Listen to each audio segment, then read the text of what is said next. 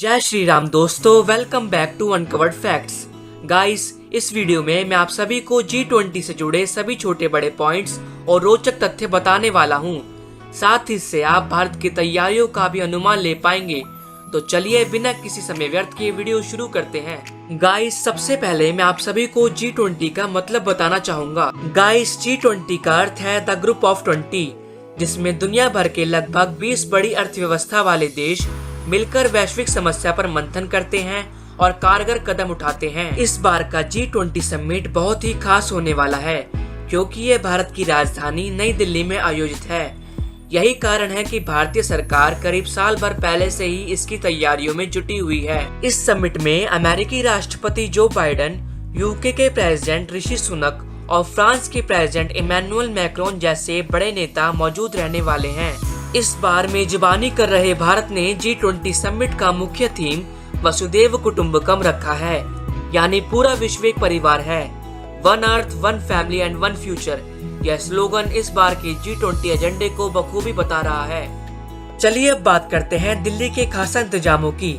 दिल्ली में 8 सितंबर से 10 सितंबर तक का लॉकडाउन घोषित कर दिया गया है, जिसमें सभी पब्लिक वाहनों को बंद कर दिया गया है।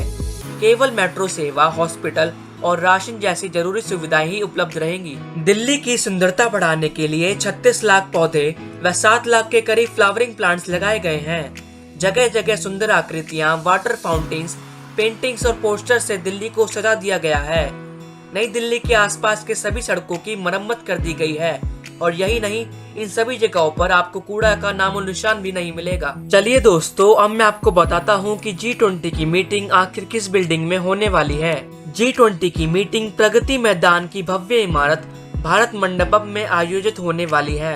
भारत मंडपम 2700 करोड़ में बनकर तैयार हुआ कन्वर्जन सेंटर है, जिसमें 10,000 लोगों की बैठने की क्षमता है। इसमें बड़े बड़े हॉल, एम्पी थिएटर्स और बैठक रूम उपलब्ध हैं, जो सेंट्रलाइज AC सिस्टम से लैस हैं। आपको जानकर हैरानी होगी कि यह इतना बड़ा है कि 26 फुटबॉल मैदान समा सकते हैं। 123 एकड़ में बनी यह कन्वेंशनल सेंटर बिल्डिंग सिडनी के ओपेरा हाउस से भी विशाल है, जिसमें एक साथ 5500 कारें पार्क की जा सकती हैं। इसके अलावा भारत मंडपम में विभिन्न VVIPs के लिए ट्रांसलेशन रूम्स और AI की सुविधा भी मौजूद रहेगी, जिसके द्वारा वह मनचाही भाषा में वार्ता कर सकते हैं। दिल्ली की साजो सजावट के अलावा दिल्ली की सिक्योरिटी पर भी महत्वपूर्ण ध्यान दिया गया है।